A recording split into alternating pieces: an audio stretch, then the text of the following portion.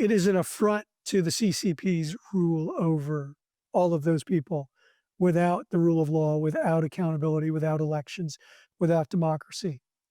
Um, and so this is why Taiwan is such an obsession with the mainland, with the CCP, and why your question is so good, and why I think the CCP would react so violently to the imminent prospect of Taiwan acquiring a nuclear capability, because that would be able to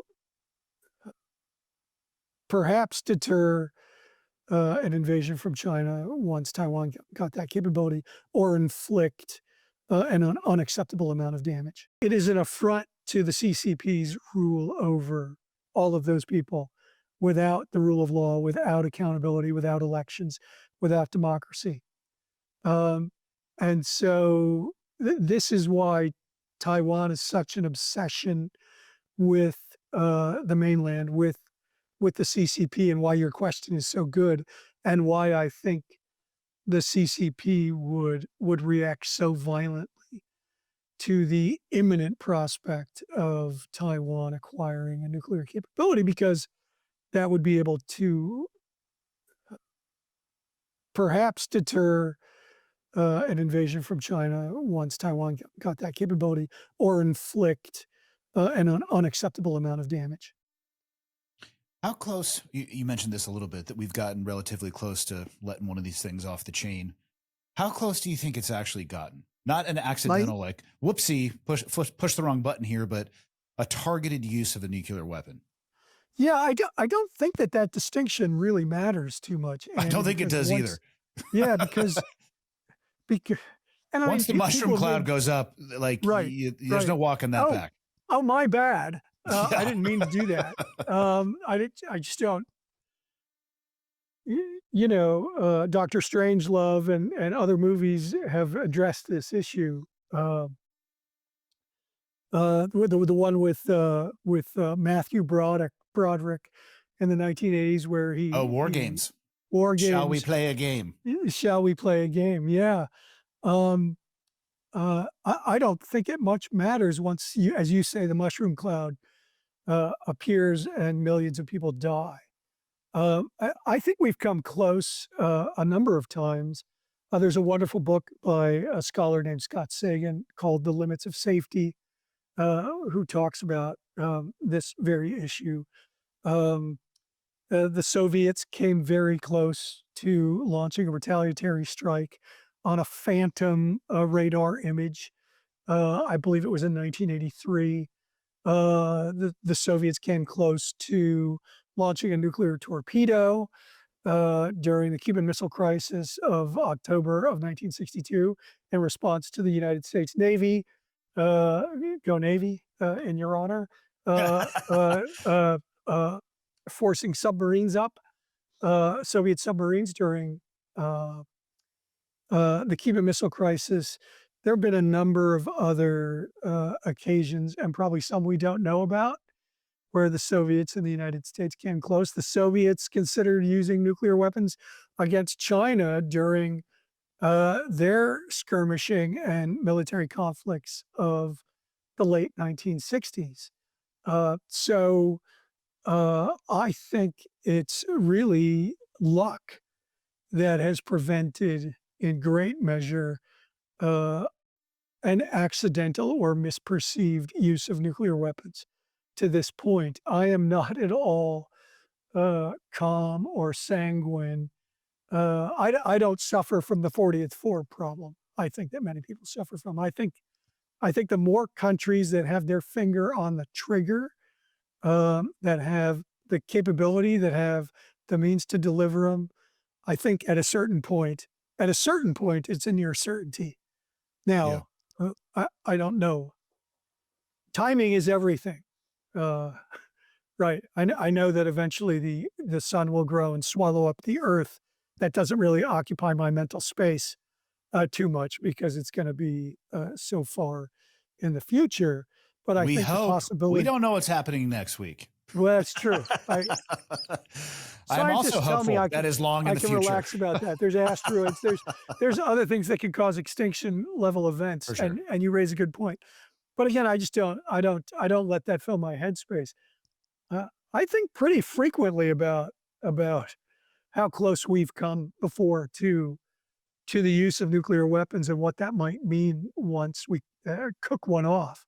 Yeah. And I think a lot about um, the current international environment and the incentives and uncertainties that have become injected into the environment recently, and how that might incentivize um, horizontal nuclear proliferation, and what that might mean for the likelihood of an accidental or intentional nuclear war.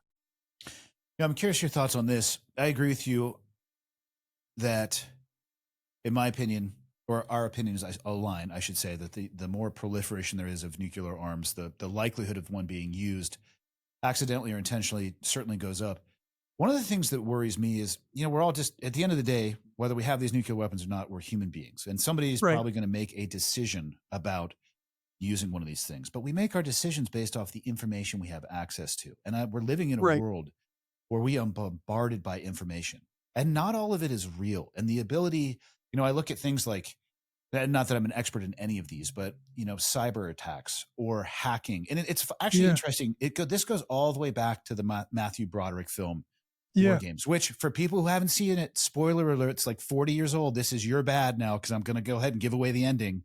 It almost goes into a nuclear arms race between Russia, or nuclear launch between Russia and the Yeah. US. It was all based off of, though, essentially, using a modern term, disinformation. The Yes. computer was playing a game. I mean, I look Yes. at AI now in videos, and they're almost indiscernible, and where it's like the 5th generation, but the 10th generation is like 2 years away. And information is, we're bombarded, and it's not all real, and people are Right. manipulated. So these people making these decisions, I'm curious where you think this just bolus of information and how things can be manipulated and attacked and hacked. How do you think that ties into the matrix? Yeah, I think the answer is implied in your question, Andy, and I think it's an excellent question. And I think the AI point is a really, really troubling possibility to think about, because we've had the problem of phantom launches before. We had the example, I think it was 1983, where a Russian launch officer decided that what looked to everybody else as a U.S. launch at a time of very heightened tensions, Hmm. when the Soviets were very, very afraid that the United States was going to launch a preemptive strike. People who didn't live through the Cold War or didn't study the Cold War. Again, I was in college when this happened. I mean, this is what people were thinking about, and this really scared the Soviets. It really scared the United States. They deepened their discussions about confidence building measures and ensuring no accidental nuclear war. Ronald Reagan famously watched War Games, and he famously also watched the movie. Again, I'm blanking on the title. Jason Robards, about what happens when there's a launch. And there was a nuclear war, nuclear winter, and this was part of his reasoning for SDI and the Strategic Defense Initiative.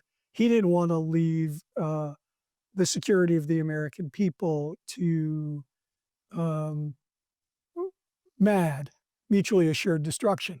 because he didn't think it would work necessarily. And you know, it's interesting to me as a nonfiction guy, as a former professor of international politics, as a current analyst, how instructive these fictional depictions were and the influence that they had on decision makers. And so you give that administration credit for thinking about these issues. He famously asked, "Do we really want to put the security and safety of the country in in the hands of a policy known as MAD?" It's a great Now there were question. problems with SDI and its workability, and whether it created more of an incentive for a nuclear arms buildup. But the thinking was, "W- we need to keep these things in our hands, and we need to make sure that there's no accidental launch." And I think your point about greater automation, greater computerization, greater artificial intelligence, not intentionally telling those who are in control of nuclear weapons that there is in fact a launch, or there is a drop, or there's an explosion. Can we trust data that we no longer control, and that the frontier AI labs are telling us have an unsolvable tendency to hallucinate right now?